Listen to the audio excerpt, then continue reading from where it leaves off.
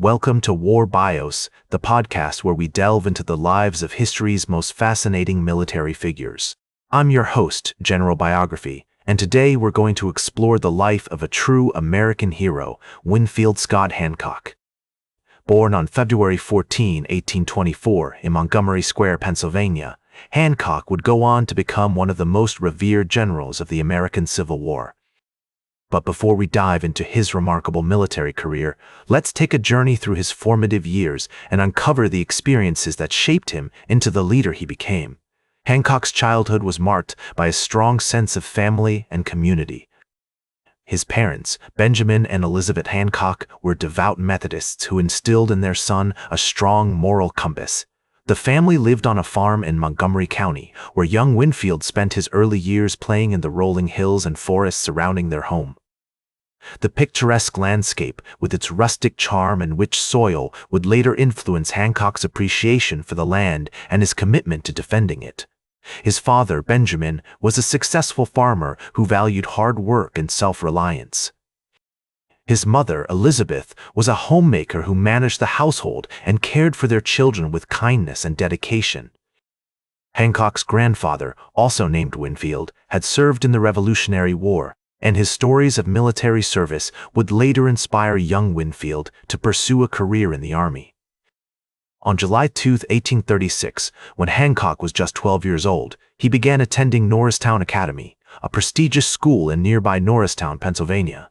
At the academy, Hancock excelled academically and developed his leadership skills, which would serve him well throughout his life. He also formed close friendships with his classmates, many of whom would later become prominent figures in American society.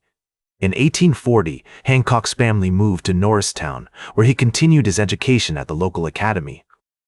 It was during this time that Hancock began to develop a strong interest in mathematics and science, subjects that would later serve him well in his military career. On July 10, 1840, Hancock received an appointment to the United States Military Academy at West Point, where he would spend the next 4 years studying the art of war and developing his leadership skills. During his time at West Point, Hancock was known for his strong work ethic, his sense of humor, and his natural ability to connect with his fellow cadets. He graduated 18th in a class of 25 on July 1, 1844, and was commissioned as a second lieutenant in the United States Army.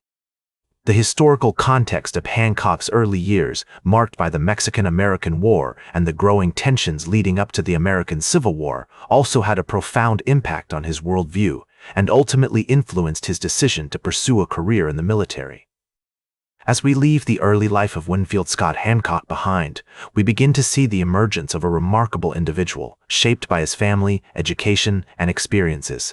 The foundation has been laid for a lifetime of service, leadership, and heroism.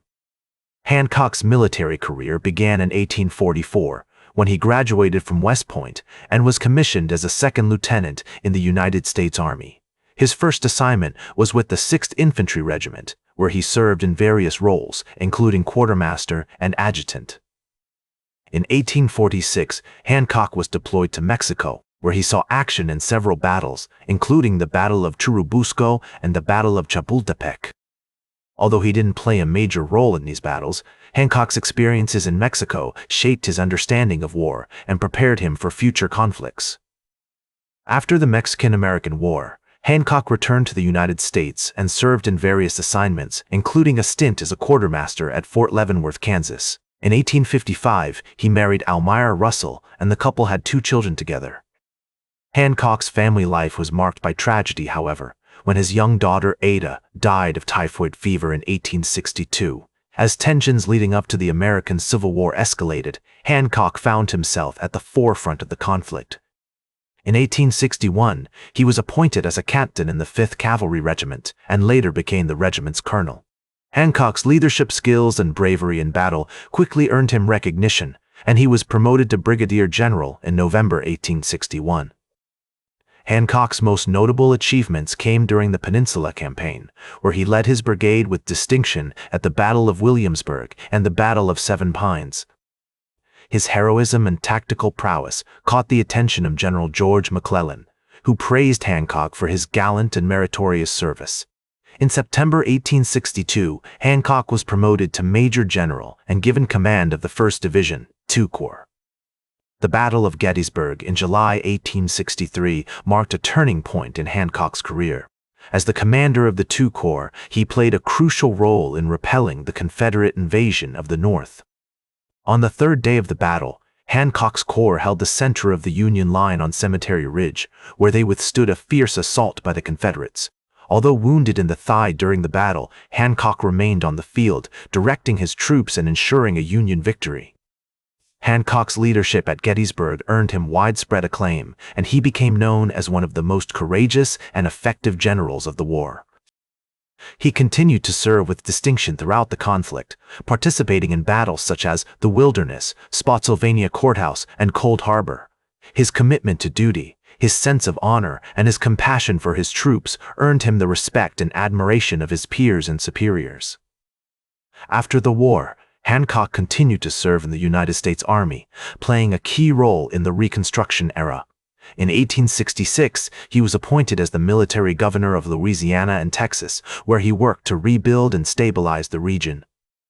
Hancock's commitment to justice and equality earned him the respect of many African Americans, who saw him as a champion of their rights. In 1868, Hancock was promoted to Major General and given command of the Department of the Missouri. He served in this role until 1870, when he was transferred to the Department of the Atlantic. During his time in these positions, Hancock oversaw the construction of various infrastructure projects, including roads, bridges, and forts. Hancock's most notable post-war achievement came in 1880, when he ran for President of the United States on the Democratic ticket. Although he lost the election to Republican candidate James A. Garfield, Hancock's campaign marked a significant milestone in his career. His platform focused on issues such as veterans' rights, education, and infrastructure development, which resonated with many Americans. Throughout his life, Hancock was known for his strong sense of duty, honor, and compassion. He was a beloved figure among his troops, who admired him for his bravery and leadership skills.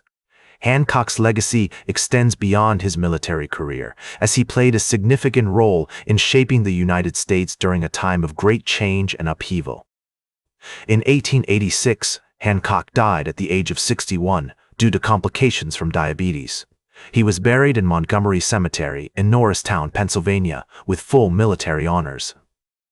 Today, Hancock is remembered as one of America's greatest military heroes, a man who dedicated his life to serving his country and upholding the values of justice, equality, and freedom. His commitment to duty, honor, and compassion serves as a model for us all, reminding us of the importance of living a life of purpose and service. Thank you for joining me on this journey through the life of Winfield Scott Hancock, a true giant of American military history. That's all for today's War Bios. Remember to like, share, and subscribe, and until next time, I'm General Biography reminding you to keep marching toward victory.